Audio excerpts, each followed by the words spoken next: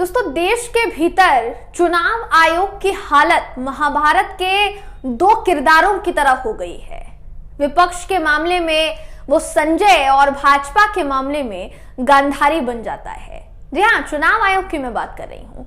विपक्ष एक हल्की हरकत भी कर देना तो चुनाव आयोग दूर से ही महाभारत के किरदार संजय की तरह पहचान लेता है। वहीं अगर भाजपा की बात करें तो चुनाव आयोग गांधारी बन जाता है और भाजपा की हरकत देखकर अपनी आंखों पर पट्टी बांध देता है। यही दोहरा चरित्र चुनाव आयोग का पिछले कई सालों और खास तौर पर 2014 के बाद तो देखने को मिल ही रहा है। चुनाव आयोग विपक्ष के लिए इतना सतर्क नजर आता है कि हल्की सी भी बात कर दे तो वो उस पर ऐसा संज्ञान लेगा मानिए तत्काल प्रभाव से नोटिस भेजकर तलब कर लिया जाए। लेकिन भाजपा के कथित करतूत पर चुनाव आयोग लगभग सूरदास बन जाता है। ये हालात चुनाव आयोग के हो गए हैं। दोस्तों, भारत में टीएन शेषन जैसे भी चुनाव आयुक्त हुए हैं जो कहते थे कि हम नाश्ते में नेताओं को खाते हैं, लेकिन आज का चुनाव आयोग बेबस, लाचार और मजबूर दिखता है। स्वामी को जिताने के लिए चुनाव आयोग हर संभव काम कर रहा है। दोस्तों, स्वामी कौन, ये आप समझ गए होंगे।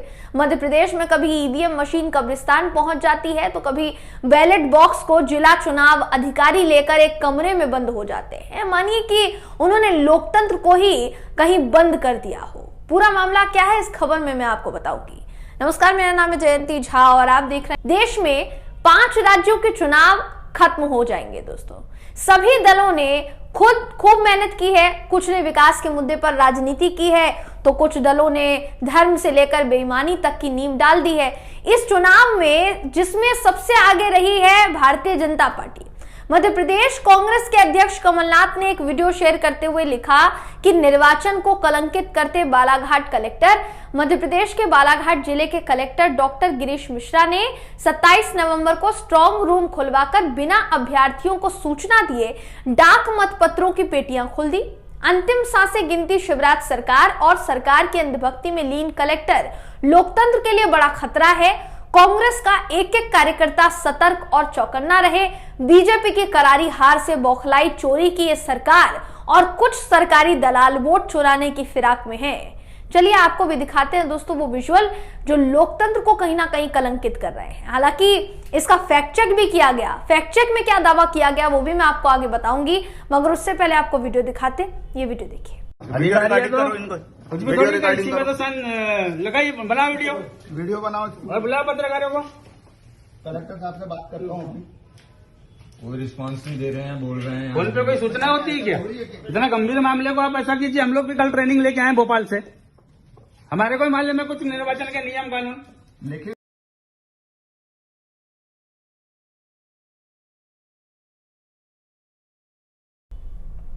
तो देखा आपने कैसे कुछ लोग एक कमरे में बैठकर पोस्टल बैलेट को खोलकर विधानसभा वॉर तरीके से पोस्टल वोट को अलग कर रहे हैं, जैसे इस वीडियो में दावा किया जा रहा है। लेकिन चुनाव आचार संहिता के हिसाब की अगर बात की जाए दोस्तों तो पोस्टल बैलेट को मतगणना से एक दिन पहले ही खोला जा सकता है, मगर किसकी शय पर लगभग 5 दिन पहले स्ट्रांग रूम से पोस्टल बैलेट को बाहर निकाला गया?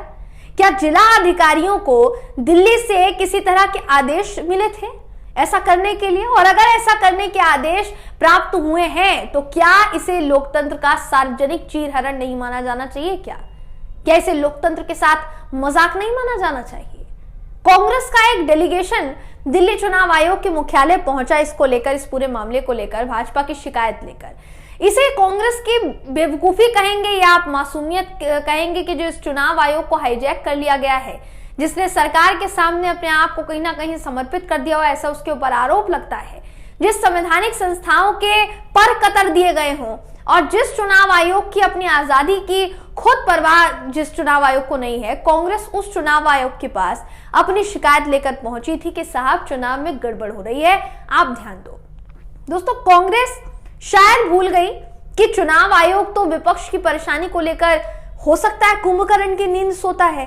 चुनाव आयोग को अपनी आजादी के सच पूछा जाए तो कोई फिक्र ही नहीं थी कि उनकी आजादी बची भी है कि नहीं बची है। अगर होती तो जिस व्यवस्था को सुप्रीम कोर्ट ने चुनाव आयुक्त को आजाद कर रखने के लिए बनाया था उस देश की संसद ने जिसे एक कानून बनाकर चुनाव आयुक्त को फिर से अपना गुलाम बना लिया, और दुर्भाग्य देखिए आप कि चुनाव आयोग कुछ बोल भी नहीं पाया और शायद भीतर ही भीतर कसमसा के रह गया होगा। शायद स्वामी का खौफ होगा इतना कि कौन ही बोले इनसे, कौन ही इनसे टकराए, कौन ही इनसे पंगा ले। जिस तरीके की बेईमानी और धांधली एमपी में चल रही है दोस्तों, उसको देखकर तो ऐसा ही लग रहा है कि भारतीय जनता पार्टी से लेकर मामा शिवराज सिंह चौहान तक सब हार मान चुके हैं कि अब मध्य प्रदेश में राजनीतिक वनवास कहीं झेलना तय ना हो जाए। मध्य प्रदेश के महाराष्ट्र से लेकर दिल्ली से आए फकीर तक कोई भी मामा की सरकार को बचाने में सफल दिखाई नहीं दे पा रहा है। अंतिम मोहर वैसे भी 3 तारीख को लग ही जानी है, लेकिन उससे पहले ही भारतीय जनता पार्टी की जो बेचैनी है वो ये बता रही है दोस्तों कि उन्होंने हार मान ली है। मामा शिवराज भी कमजोर इसलिए दिख रहे हैं, कहीं भाजपा ही मामा को ना निपटा दे, क्योंकि भाजपा भी मध्य प्रदेश में नए विकल्प की तलाश में है। तभी तो गृह मंत्री ने कहा था कि हम नए विकल्पों की तलाश में हैं और चेहरा चुनाव के बाद घोषित किया जाएगा। भारतीय जनता पार्टी की भाव भंगिमा ही बता रही है दोस्तों कि भाजपा को पता चल गया है शायद कि चुनावी राज्यों में उनकी हार तय है, तो कैसे भी कहीं तो इज्जत बचा ली जाए, भले ही फिर उसके लिए लोकतंत्र और संवैधानिक संस्थाओं को बंधक ही क्यों ना बनाना पड़ जाए। देखिए दोस्तों, अगर बात की जाए मध्य प्रदेश के इस पूरे मामले की, तो ये जो पूरा मामला है इसको लेकर बाद में ऐसा बताया गया कि फैक्ट चेक हुआ है, और फैक्ट चेक में ये बताया गया कि कांग्रेस को कोई गलतफहमी हुई थी और कांग्रेस ने गलतफहमी के चलते वो जो ट्वीट है ये कर दिया था। बताया ये भी गया कि कांग्रेस ने खुद इस बात को लेकर सफाई दी है कि हमसे कोई गलतफहमी हो गई थी, कोई कंफ्यूजन थी जिसके तहत ये हुआ था। मगर फिर भी एक सवाल उठता है दोस्तों, और ये जो सवाल है ये बहुत अहम है, इसको समझने की कोशिश कीजिएगा। जो ये वीडियो वायरल हुआ, इस वीडियो में दिखाई दे रहा है कि कुछ प्रतिनिधि जो कि कांग्रेस के कार्यकर्ता बताए जा रहे हैं या कांग्रेस से जुड़े लोग बताए जा रहे हैं, वो अंदर बैठे कलेक्टर साहब से पूछते हैं कि साहब आपको ये करने का किसने आदेश दिया है, किसके निर्देश पर आप ये कर रहे हैं। तो उनकी जुबान से एक शब्द नहीं निकलता दोस्तों, एक शब्द मतलब एक शब्द नहीं निकलता उनकी जुबान से। वो बैठे रहते हैं, सोचते रहते हैं कि क्या बोलना है आगे और क्या नहीं बोलना है। इसी बिना पर शक हुआ, जो कि कांग्रेस ने कहा भी कि कलेक्टर जो वहां पर मौजूद थे, जो वहां पर प्रतिनिधि थे, हमने उनसे पूछने की कोशिश की लेकिन उन्होंने कुछ बताया ही नहीं। उनकी तरफ से ऐसा कोई रिस्पॉन्स ही नहीं आ रहा था जो कि संतोषजनक हो, जिससे हमें सेटिस्फैक्शन हो जाए कि नहीं भाई नहीं, गड़बड़ी नहीं हो रही है, कुछ और काम चल रहा है। हालांकि चुनाव आयोग ने कहा कि ऐसी कोई गड़बड़ी नहीं हुई है और आप जो सोच रहे हैं उसमें कुछ भी सही नहीं है, आप गलत सोच रहे हैं। मगर दोस्तों, अगर सोचिए कि 6 ईवीएम मशीनें पुराने कब्रिस्तान ले जाकर वहां पर मिलती है, कौन लेकर गया कौन नहीं लेकर गया इसकी पुष्टि अभी तक नहीं हो पाई, और जांच भी पता नहीं कहां तक पहुंची है, आगे इसकी जांच हो भी पाएगी कि नहीं, इस पर भी असमंजस बरकरार है।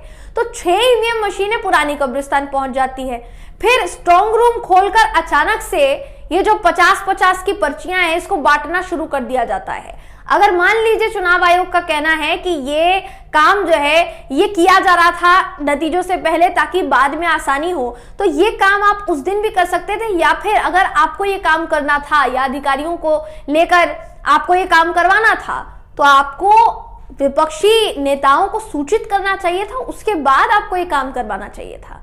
बिना किसी विपक्षी नेताओं के संज्ञान में आए आखिर आप पोस्टल बैलेट से पर्चियां कैसे निकलवा सकते हैं? ये बड़ा सवाल है दोस्तों जो खड़ा हो रहा है। तो क्या वाकई में मध्य प्रदेश में भारतीय जनता पार्टी कोई बड़ा खेल करना चाह रही है?